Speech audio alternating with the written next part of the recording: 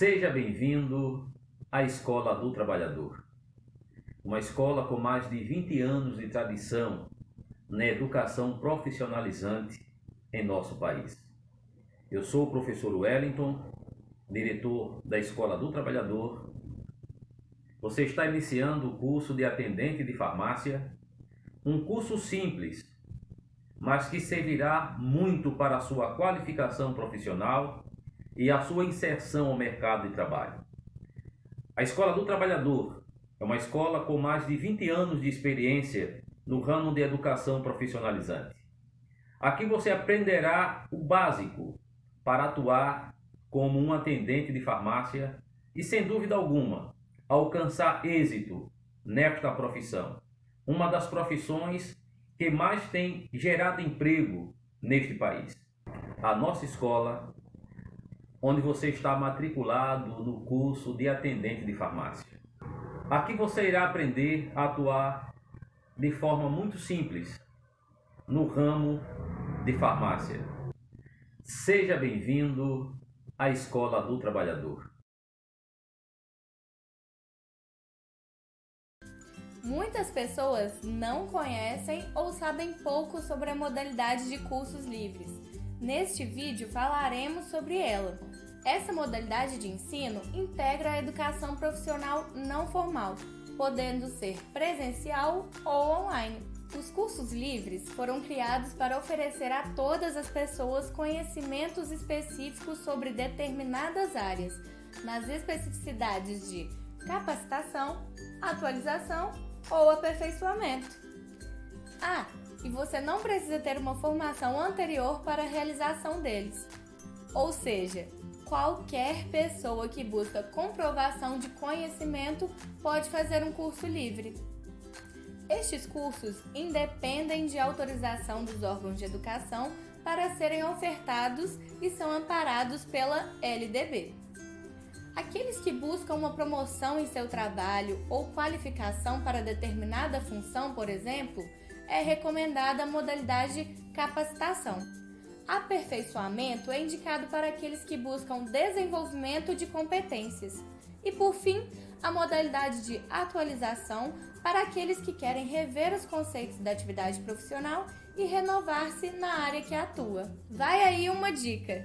Os certificados de cursos livres podem servir para várias finalidades: concursos públicos, provas de títulos, progressão na carreira, crédito extra na faculdade e até para você turbinar o seu currículo. Sem contar que, com o mercado de trabalho super concorrido, os profissionais que buscam capacitação e não ficam estagnados se destacam.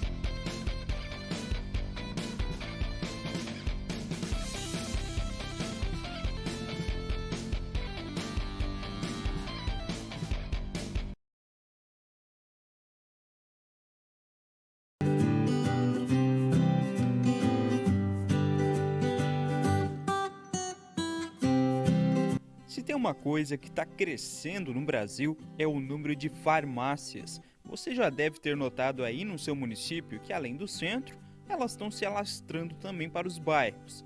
E são muitos nomes, modelos, a concorrência é grande. E qual o diferencial para conquistar a população em um mercado tão disputado? A resposta: atendimento. Mostro para eles as opções, né? Então não é apenas drogaria, eles podem trabalhar em postinho de medicamento, pode auxiliar em farmácias de manipulação, até numa futura indústria, se possível também. Então, ambientes e opções de trabalho acaba se encaixando em vários. Um levantamento feito pelos sindicatos filiados à FEIFAR, que é a Federação Interestadual dos Farmacêuticos, em 150 farmácias espalhadas pelo país, mostrou que a média salarial dos atendentes é de R$ 1.500 a R$ 2.500, mais os benefícios, que geralmente incluem auxílio-refeição, vale-transporte e participação nas vendas do estabelecimento. E esse é apenas um dos motivos que leva muita gente a seguir carreira nas farmácias. Então, esses módulos vão desde anatomia, medicamentos, interpretação de receita, patologias, né? O que é um AVC, o que é uma hipertensão arterial. A gente vê um pouquinho também de como o medicamento funciona dentro do nosso corpo. Então, digamos que a gente passa por cada etapa do que precisa saber, digamos assim, para o mercado de trabalho. Para você que busca seu primeiro emprego ou uma recolocação no mercado de trabalho, fica aí a dica de atendente de farmácia, principalmente se você gosta da área de saúde. Esse pode ser o pontapé para o início de uma grande profissão. E quem faz o curso tem boas expectativas. Eu posso trabalhar em qualquer área, né? Não só que daqui eu vou passar para frente.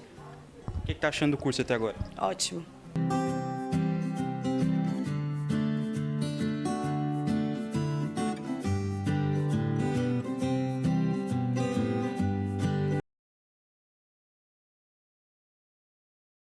Como que você se comporta em uma entrevista de emprego para cargos de atendente de farmácia?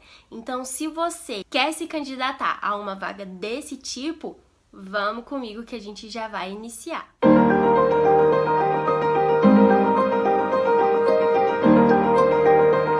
Primeiramente, vai ser uma entrevista como qualquer outra, né? Seguindo ali aqueles passo a passo, as perguntas que são mais frequentes, só que você, almejando esse cargo, você tem que ter noção de que você precisa sim ter uma qualificação. Aí você me pergunta, mas na legislação fala que para eu trabalhar como atendente de farmácia, eu preciso ter algum curso ou alguma especificação nessa área? Não, na legislação não tem, mas na prática isso não acontece. As farmácias, elas querem sim contratar atendentes que saibam do que estão falando, saibam se familiarizar com os medicamentos, saibam de fato atender um cliente, porque não é só você receber o dinheiro e entregar o produto para o cliente, não. O cliente ele vai ter dúvidas e você tem que saber tirar essas dúvidas, porque nem sempre o farmacêutico vai te auxiliar nisso, tá bom? Claro que sempre vai ter um farmacêutico na farmácia, principalmente quando alguma pessoa vai comprar algum remédio que tem uma receita específica, aí beleza. Mas caso contrário, você consegue atender aquela pessoa tranquilamente. Então, por exemplo, caso alguém chegue falando, eu tô com muita dor de cabeça, qual o remédio que é bom para isso? Você, como atendente, você precisa saber responder essa pergunta e também fazer as perguntas certas para saber qual que é o remédio certo, o medicamento certo para aquela pessoa. Então, é muito importante você ter esses conhecimentos técnicos. Além dos conhecimentos técnicos na área da farmácia, de medicamento, você precisa também ter algumas habilidades comportamentais que são as chamadas soft skills, tá? Que são habilidades comportamentais que são muito importantes, como atendimento ao cliente, relacionamento interpessoal. Então, você precisa saber atender bem esse cliente, saber identificar de fato qual que é a necessidade dele ali numa conversa, e isso junta um pouco da sua habilidade técnica com a sua habilidade comportamental. Então, você precisa saber conversar com esse cliente, se comunicar com ele no sentido dele, de fato, conseguir te falar do que ele está precisando e também de você conseguir entender isso. E uma das perguntas mais importantes que a gente vê em entrevistas de emprego é: por que nós deveríamos te contratar? Então, se você está concorrendo a uma vaga de atendente de farmácia, nesse momento você deve trazer todos os conhecimentos técnicos e as habilidades comportamentais que você tem para essa vaga. No decorrer da semana, nós fizemos várias postagens no nosso Instagram com qual é o salário, quais são as funções, qual que é o perfil de um atendente de farmácia. Então, é nesse momento aqui que você introduz todas essas informações que a gente já passou. Então, você tem que entender quais são as qualificações, quais são as responsabilidades de uma pessoa que vai concorrer para essa vaga. É muito importante ressaltar que essa área da farmácia, do atendente de farmácia, ela é uma área que está muito em alta hoje. Por quê?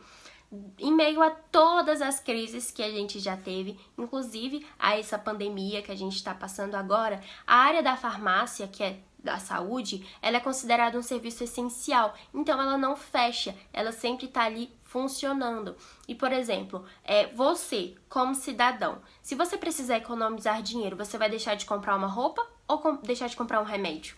Provavelmente a roupa. Então, o mercado farmacêutico, ele sempre está muito em alta, ele sempre está rodando muito, porque sempre tem alguém querendo, né? Então, às vezes, até mesmo a gente vai ali na farmácia para comprar um band-aid, para comprar algum medicamento, mas sempre a gente tem essa necessidade das farmácias. E sem contar que existem várias farmácias espalhadas pelas cidades, então, cabe a você se qualificar e buscar a sua vaga no mercado de trabalho. Teu primeiro dia, vamos dizer assim, sabe? 3 dicas que não são dicas técnicas, tá? Que são dicas práticas. Até porque a questão técnica você vai aprendendo, realmente é com o dia a dia, tá? Então a primeira dica é o seguinte: não enxergue o que você está olhando.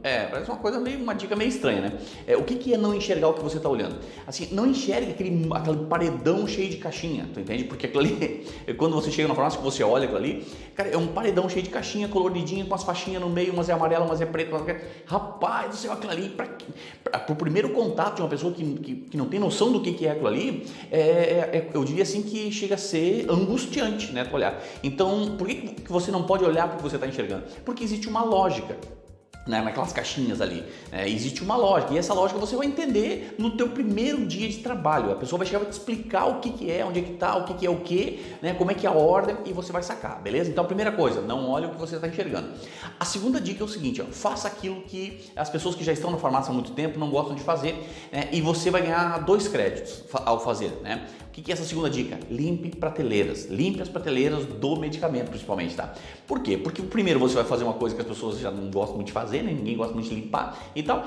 E você vai aprender sobre, principalmente, não o que é cada medicamento. Isso você vai aprender com o tempo e estudando, tá? Mas você vai aprender uma coisa muito importante para quem está entrando na farmácia, que é saber aonde está cada coisa, né? Porque aí chegou uma pessoa, deu a receita, você pegou a receita. Se você não foi capaz de identificar, que é uma coisa que você vai aprender com o tempo também, mas aí a pessoa, o teu colega vai olhar assim, omeprazol, sei lá, entendeu? O que acontece? Tu bateu o olho ali, a pessoa te falou o que é, tu sabe onde é que tá. Então, às vezes, muito mais importante do que você saber para que serve, para quem está começando, é saber aonde está o medicamento, tá? E a terceira dica é você pegar o teu celularzinho bonitinho e tirar umas fotos, entendeu? E com essas fotos você olha de novo, né? Porque é mais importante do que você saber para que serve no primeiro momento, tá? É você saber aonde está. Por quê? Porque às vezes o aspecto prático, ele é muito mais importante para quem está começando do que o aspecto técnico. Porque o aspecto técnico vem com o tempo. Beleza, Cláudia? Então espero que eu tenha te ajudado aí, né? E para você que está começando com farmácia agora, espero que essas dicas te ajudem, tá? Primeira coisa, não olha para aquilo que você está enxergando, não é aquele bicho que parece. Segunda coisa, limpe as prateleiras, é uma forma extraordinária de você aprender principalmente onde está o medicamento. E a terceira coisa, fotografe com o teu celular, e aí sim, aí você pode pegar e assim, já entendendo o que é cada coisa, e de repente dando um Google ali, dando uma pesquisadinha, né, que você vai se diferenciar aí já de saída na farmácia, beleza?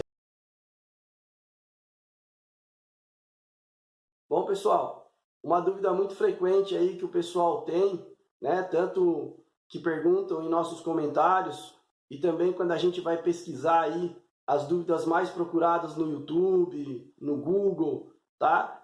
É a seguinte pergunta: o que faz um balconista de farmácia?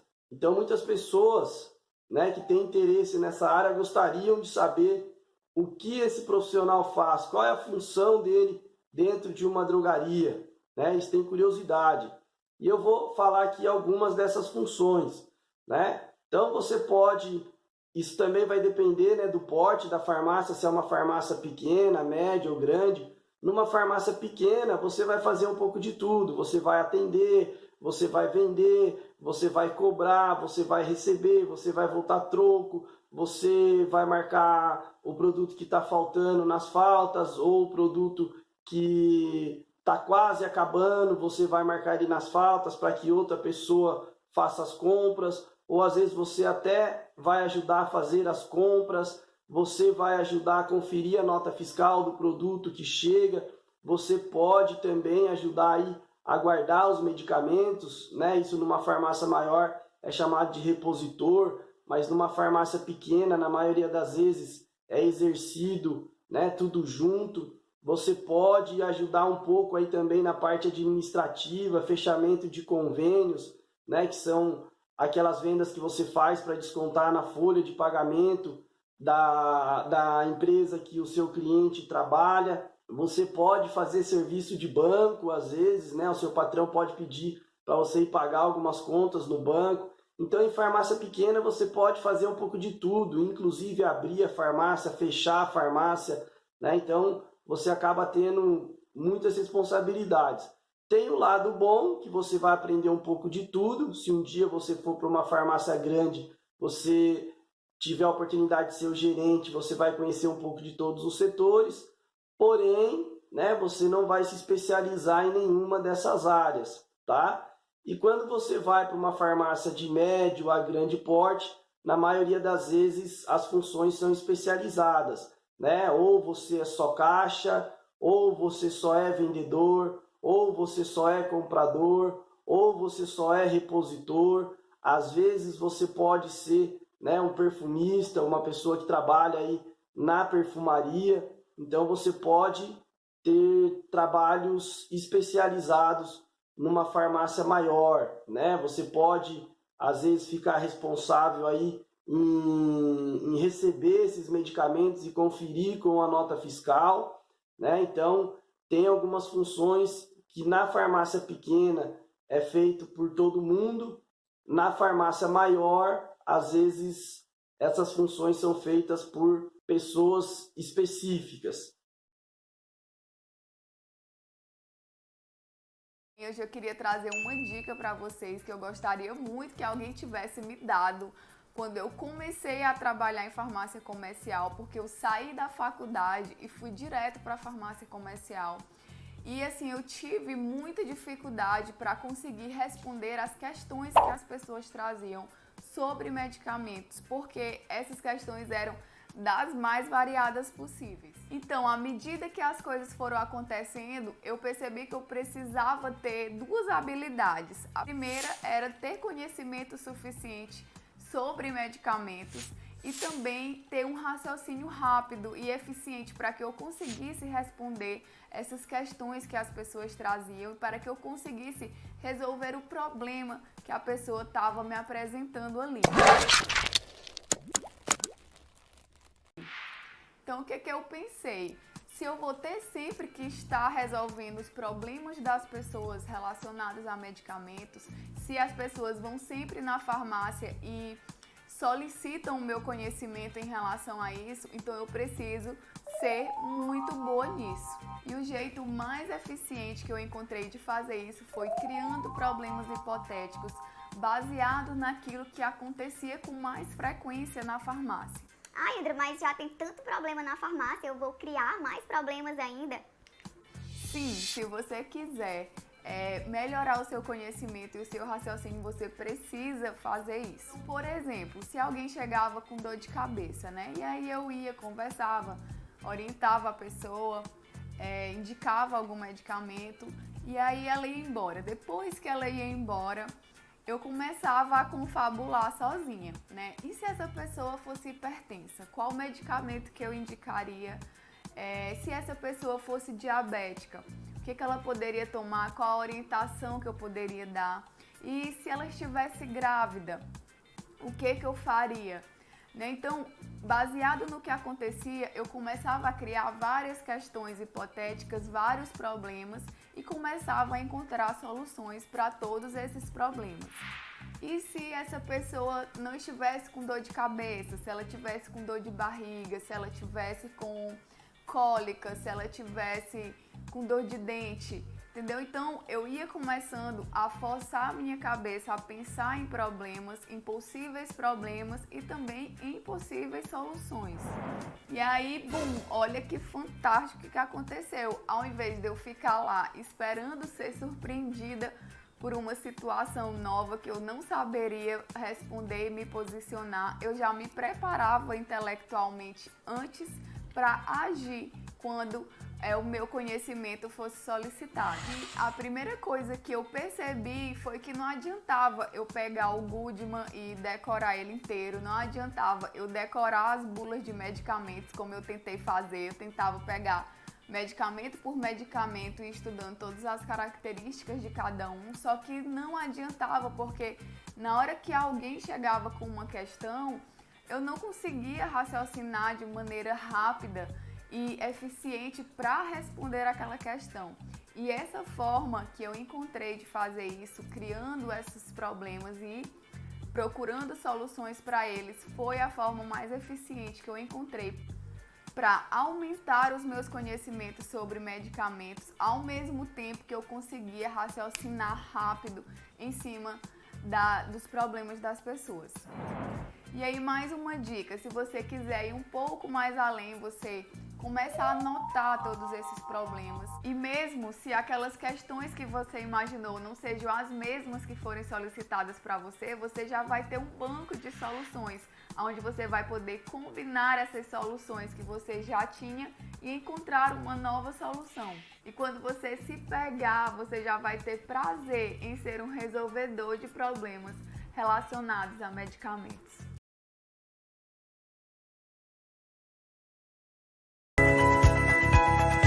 Bom, então o que é a interação medicamentosa? Ela é a resposta farmacológica ou clínica à administração de uma combinação de medicamentos, que é diferente do efeito de dois agentes que é administrados individualmente. O resultado final pode aumentar ou diminuir os efeitos de um ou dos dois princípios ativos, ou então pode promover o aparecimento de um novo efeito que não ocorreu com um dos princípios ativos sozinhos. As interações medicamentosas podem ocorrer entre princípio ativo e princípio ativo, entre princípio ativo e alimento, entre princípio ativo e exames laboratoriais e princípio ativo e também substâncias químicas. As interações medicamentosas, elas são tipos especiais de respostas farmacológicas, em que os efeitos de um ou mais medicamentos são alterados pela administração simultânea ou anterior desses outros medicamentos, ou através da administração concorrente com alimentos. Então, o que pode acontecer quando ocorrem então essas interações medicamentosas? Pode haver a potencialização do efeito terapêutico desse medicamento, como também pode haver a redução da eficácia desse medicamento.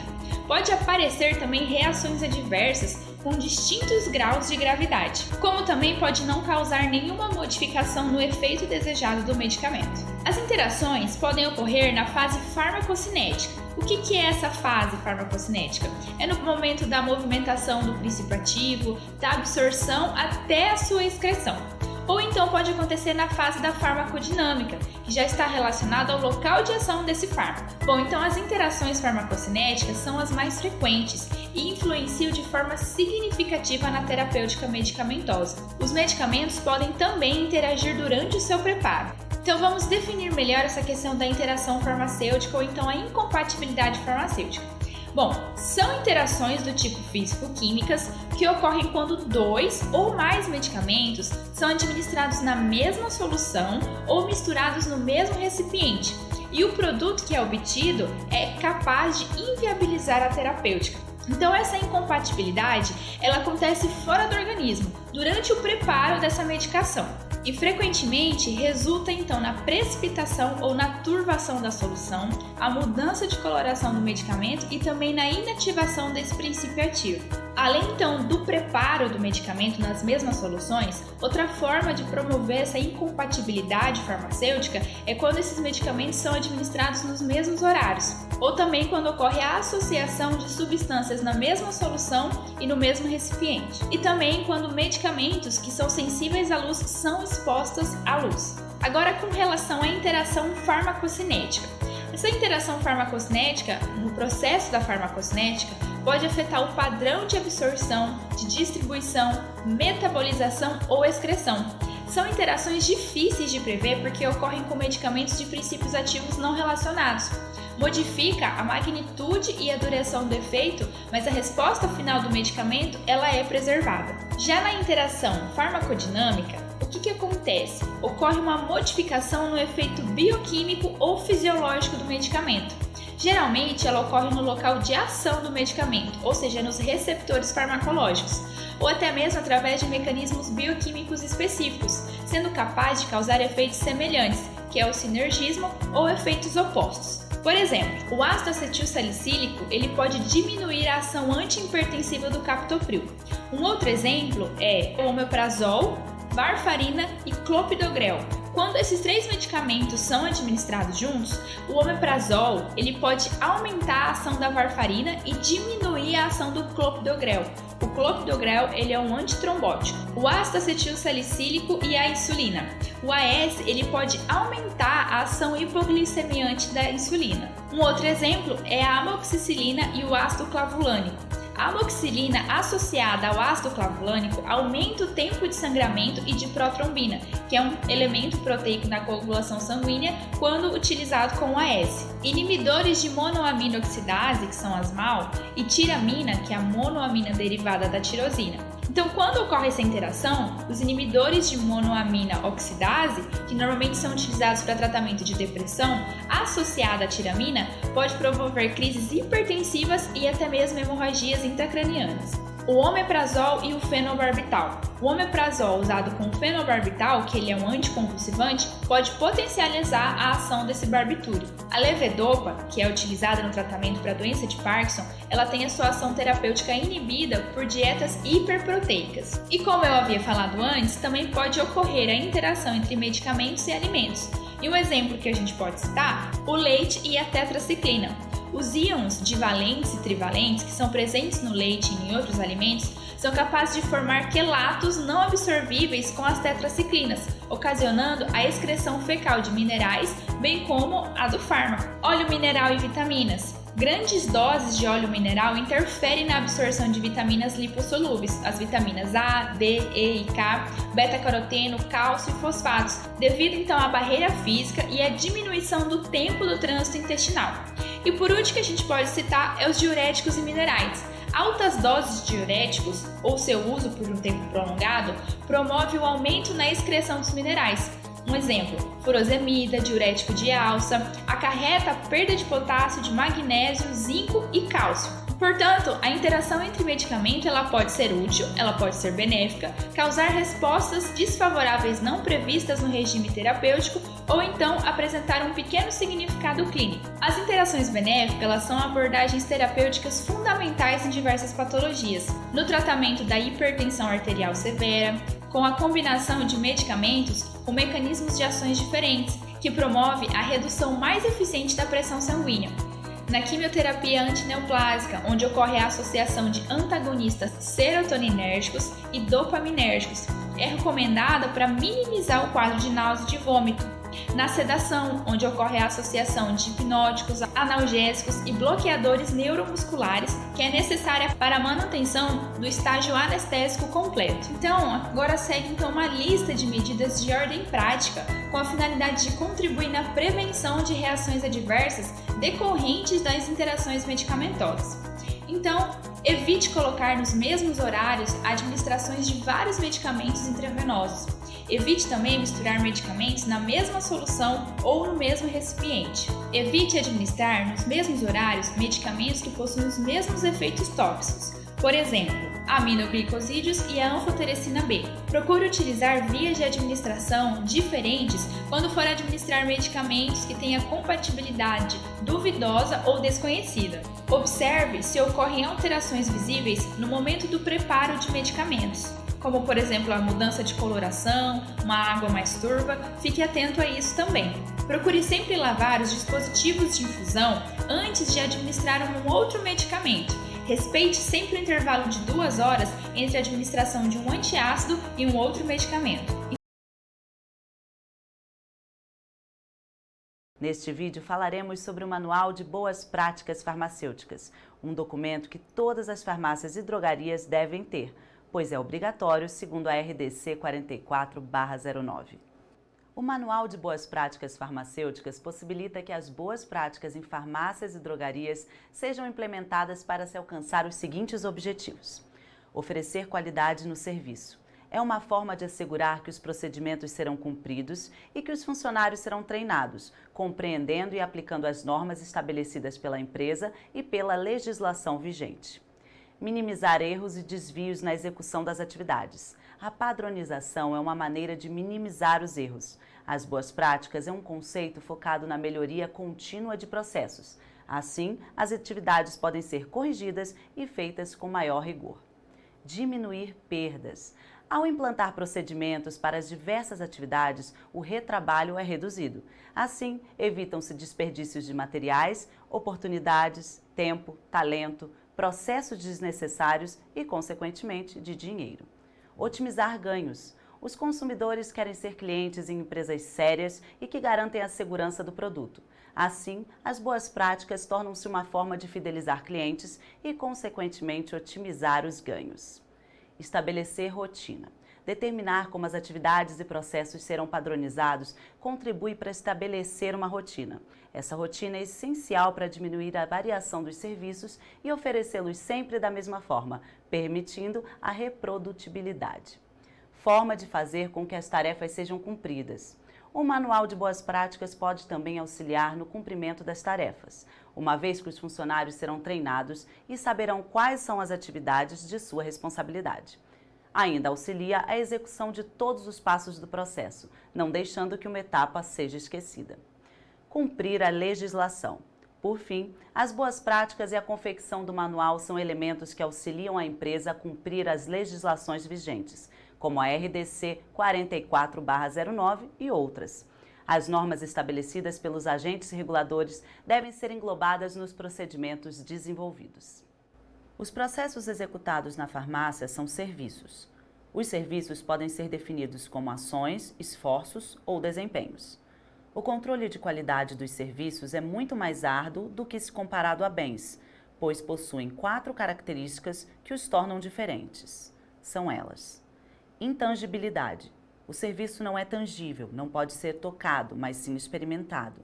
Isso torna o julgamento dos clientes mais subjetivo. Heterogeneidade. Há uma grande variação de uma transação para outra. Perecibilidade. Não existe a possibilidade de armazenamento. Inseparabilidade. O momento de consumo e produção são simultâneos, não podem ser separados. O cliente participa do processo em conjunto com o funcionário. Segundo a Associação Americana de Controle de Qualidade, pode-se definir a qualidade como a somatória de aspectos e características de um produto ou serviço que conseguem satisfazer necessidades explícitas ou implícitas do cliente. Ou seja, a qualidade do ponto de vista do cliente é uma junção de diversos momentos de satisfação. A satisfação é alcançada quando as expectativas do cliente são atingidas. Caso essas expectativas não sejam atendidas, o cliente terá um sentimento de insatisfação. As expectativas dos clientes das farmácias giram em torno de ambientes e embalagens limpos, segurança dos produtos, encontrar o produto procurado, entre outras. Para atingir a satisfação dos clientes e manter a qualidade do serviço na farmácia, é fundamental o controle dos processos. Isso permite que as ações em relação a possíveis problemas sejam preventivas e não corretivas. Os serviços que foram executados de maneira incorreta não podem ser corrigidos, pois já foram consumidos. A correção se dará na próxima prestação. Para atuar de forma preventiva, o controle é efetuado por meio do Manual de Boas Práticas e dos procedimentos operacionais padrão. A construção do manual pode ser baseada na ideia de um manual de instruções de cada uma das farmácias. Nele é contemplado o máximo de informações sobre a empresa, bem como normas internas e a legislação vigente. Veja agora uma sugestão de itens que devem constar no manual. Em seguida, detalharemos cada um desses itens. Situação de revisão. Identificação do estabelecimento. Objetivos do estabelecimento. Objetivo do manual. Definições. Estrutura física das instalações. Estrutura organizacional. Fluxogramas. Procedimentos operacionais padrão. Serviços farmacêuticos prestados. Classificação de resíduos da drogaria. Relação de POPs e tabelas. Anexos e referências bibliográficas. O manual deve responder a seguinte pergunta: o que a empresa faz? Não há necessidade de responder a pergunta como nós fazemos, pois os processos serão detalhados nos procedimentos operacionais padrão. Uma boa forma de iniciar a elaboração do manual é pelo layout da página, definindo quais serão as informações que estarão contidas em todas elas. Sugerimos algumas dessas informações que podem constar no cabeçalho ou no rodapé. Logotipo, razão social, número da página, nome, cargo, visto e data do responsável pela elaboração do manual. Nome, cargo, visto e data do responsável pela aprovação e liberação do manual. Em seguida, vamos detalhar cada um dos itens que devem compor o conteúdo do Manual de Boas Práticas. Item 1. Situação de revisão. Na situação de revisão deve ser inserida a data da elaboração e a data programada para a próxima revisão. Esta revisão deve ser feita no mínimo uma vez por ano, ou cada vez que houver alteração no quadro de farmacêutico responsável. Item 2. Identificação do estabelecimento.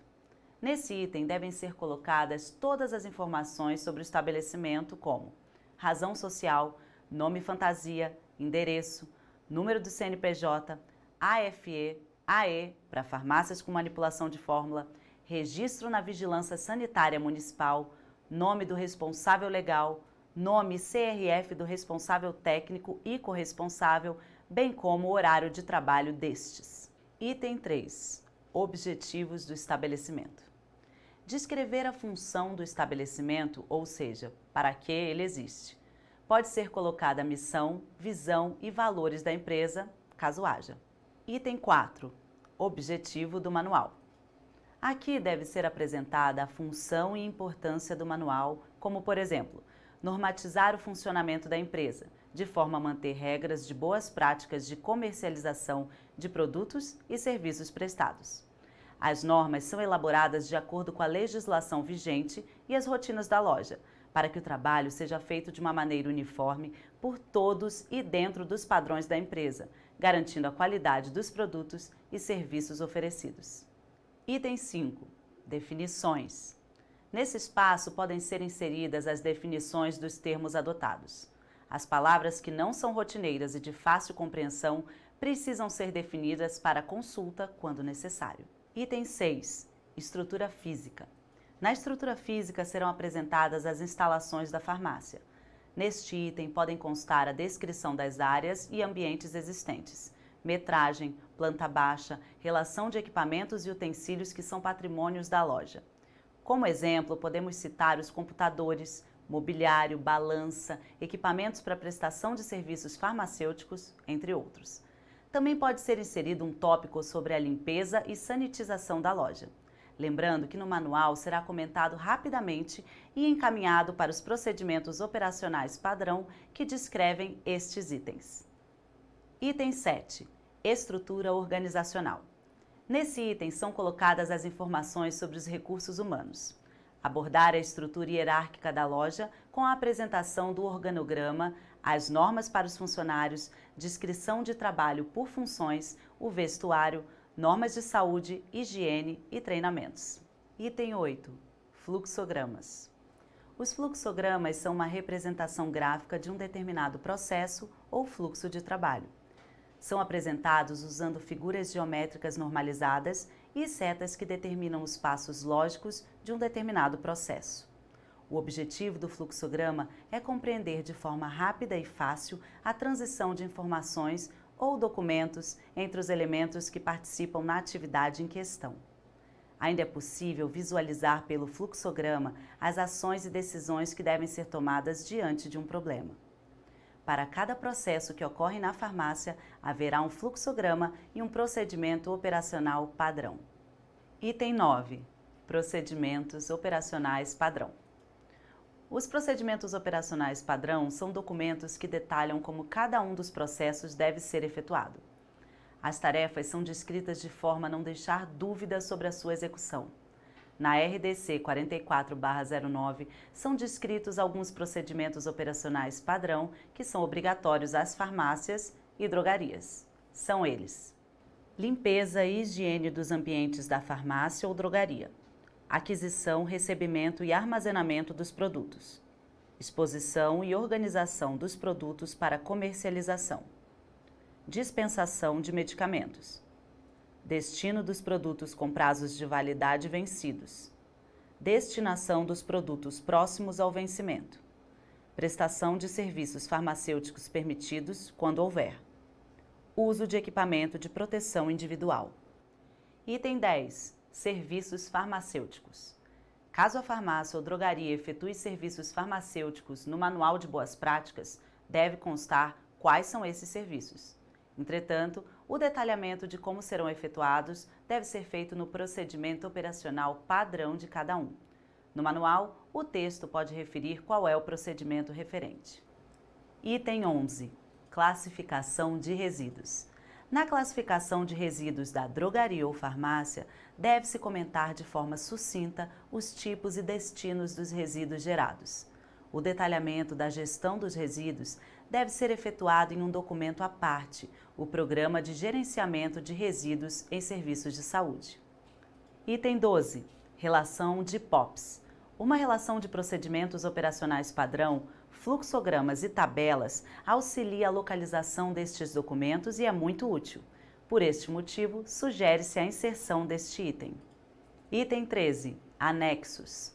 Nesse espaço podem ser anexados cópias de documentos, tabelas, controles e outros materiais citados no manual. Por fim, devem ser inseridas as referências bibliográficas utilizadas para a confecção do manual. Tais referências podem ser livros, artigos e legislações o mais atualizadas possível. A escrita da referência deve ser feita utilizando-se as normas de referenciação, como, por exemplo, a da ABNT, Associação Brasileira de Normas Técnicas. Para finalizar, acompanhe algumas dicas que podem auxiliá-lo na elaboração do Manual de Boas Práticas de sua farmácia. São elas: cuidado ao copiar processos de livros ou de outras organizações, pois estes devem ser adaptados à realidade da empresa. O executor da tarefa deve participar da confecção do procedimento a fim de auxiliar com as melhores formas de padronização. Além disso, a participação faz com que o funcionário se sinta parte integrante do sistema e auxilia a implementação do manual. Somente deve ser escrito os processos efetuados na farmácia. Da mesma forma, o que for escrito deve ser executado. O treinamento é parte vital da implementação do manual. A linguagem utilizada na confecção do documento deve ser o mais simples e objetiva possível.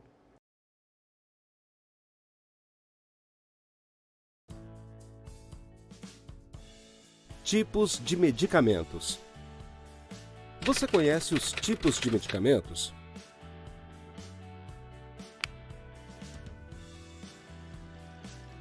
Medicamento de referência, inovador, possuem marca registrada e têm eficácia terapêutica, qualidade e segurança comprovadas por meio de testes científicos. Só podem ser comercializados com a aprovação da Vigilância Sanitária. Após o vencimento de sua patente, pode servir de parâmetro para a fabricação de medicamentos similares ou genéricos. Medicamento genérico. É um medicamento cuja comercialização só é autorizada depois de vencida a patente do medicamento de referência. O seu preço é mais baixo porque os laboratórios não precisam investir em pesquisas. Porém, para serem colocados à venda, precisam comprovar bioequivalência em relação ao medicamento original. O medicamento genérico é idêntico ao medicamento de referência, por isso, ele é identificado pelo nome do princípio ativo. Medicamento similar. O medicamento similar também é um medicamento cuja comercialização só é autorizada depois de vencida a patente do medicamento de referência. Ele possui princípio ativo, concentração, forma farmacêutica, via de administração, posologia e indicação terapêutica idênticos ao medicamento de referência. Pode ter sua própria marca comercial, diferente dos genéricos, que são comercializados pelo nome do princípio ativo. Medicamentos biológicos. Agente biológico, biofármaco.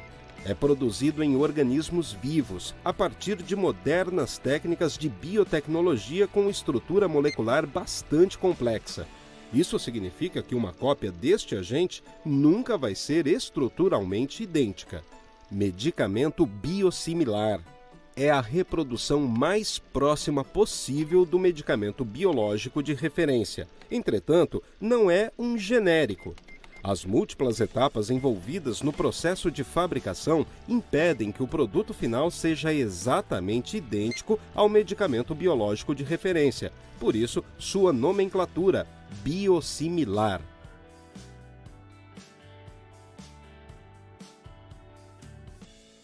Farmacovigilância. O objetivo dos medicamentos é promover a saúde a quem o utiliza. Antes de lançar um medicamento no mercado, são empregados anos de pesquisas e testes para garantir a qualidade do produto. Apesar das pesquisas e testes, alguns podem causar reações adversas ou outros problemas prejudiciais à saúde, percebidos apenas quando disponíveis para uso. Visando garantir a segurança no uso dessas substâncias, é efetuada a farmacovigilância, que tem o objetivo de monitorar os remédios disponíveis para a população e notificar os laboratórios sobre qualquer efeito colateral, reação adversa ou evento adverso. Com essas informações, os laboratórios podem ter um retorno sobre eventos relatados que não estavam previstos ou que não foram encontrados nas pesquisas nem nos testes antes do lançamento. As notificações permitem a detecção de sinais associados à segurança dos medicamentos, podendo conduzir a detecção de novas reações adversas, alteração da frequência de reações adversas já conhecidas, identificação de novas interações medicamentosas, questões associadas ao modo de utilização do medicamento, melhor conhecimento do perfil do medicamento. Notificando a incidência de qualquer evento ou reação, todos colaboramos para melhorar a qualidade dos medicamentos.